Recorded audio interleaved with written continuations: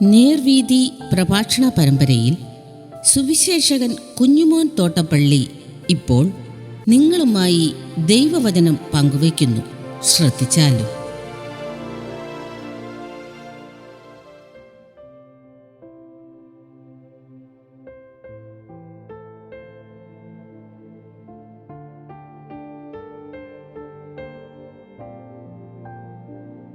പ്രവാചകന്മാർക്ക് കല്ലറ പണിയൽ. ദൈവനാമത്തിന് മഹത്വം ഉണ്ടാകട്ടെ.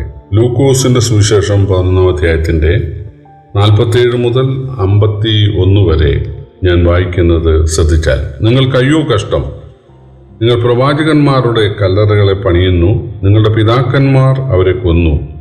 അതിനാൽ നിങ്ങളുടെ പിതാക്കന്മാരുടെ പ്രവൃത്തികൾക്ക് നിങ്ങൾ സാക്ഷിയായിരിക്കുകയും സമ്മതിക്കുകയും ചെയ്യുന്നു.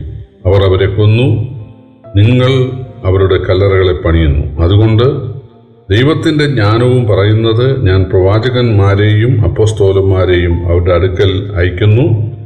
അവരിൽ ചിലരെ അവർ കൊല്ലുകയും ഉപദ്രവിക്കുകയും ചെയ്യും.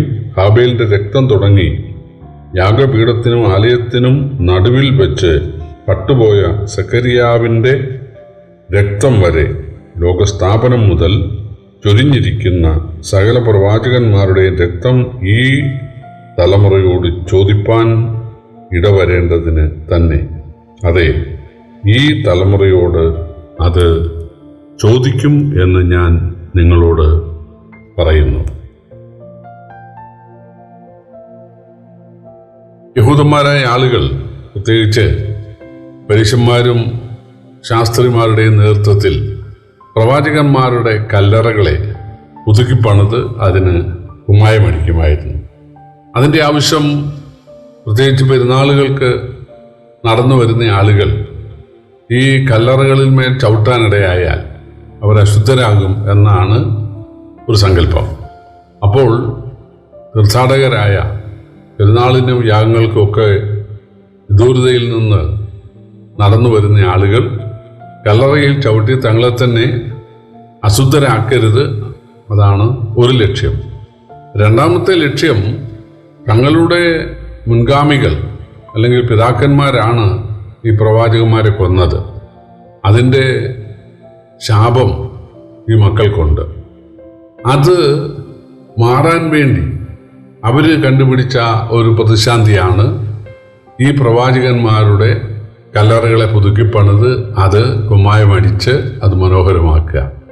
അങ്ങനെ ചെയ്യുന്നതിനാൽ പിതാക്കന്മാർ ചെയ്ത ആ അപരാധം ദൈവം മക്കളോട് ഓർക്കുകയില്ല എന്നാണ് അവർ വിചാരിക്കുന്നത്. എന്നാൽ യേശു പറയുകയാണ്, ഹാബേലിൻ്റെ രക്തം തുടങ്ങി യാഗപീഠത്തിനും ആലയത്തിനും മധ്യേ പട്ടുപോയ സക്കറിയാവിൻ്റെ രക്തം വരെ നീതിയുള്ള സകല രക്തവും ഈ തലമുറയോട് അല്ലെങ്കിൽ യഹൂദന്മാരോട് ദൈവം ചോദിക്കും എന്നാണ്. പ്രവാചകന്മാരെ അപ്പോസ്തലന്മാരെ ഞാൻ അവരുടെ നന്മയ്ക്ക് വേണ്ടി അവരെ ഉപദേശിക്കാൻ അയക്കും. പക്ഷേ അവരിൽ പലരെയും അവർ കൊല്ലും.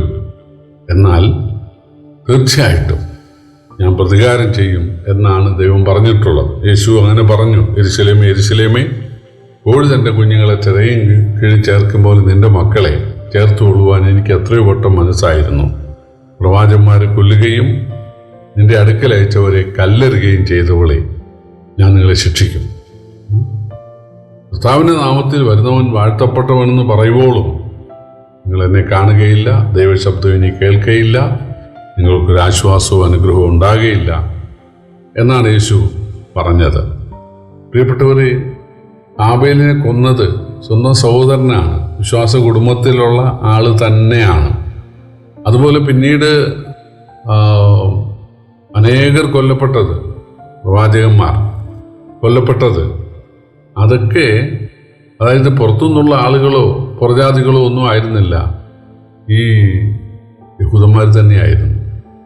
ഏലിയാവിൻ്റെ കാലത്ത് അഹാബ് യഹൂദനായ ഇസ്രായേൽ രാജാവാണ്.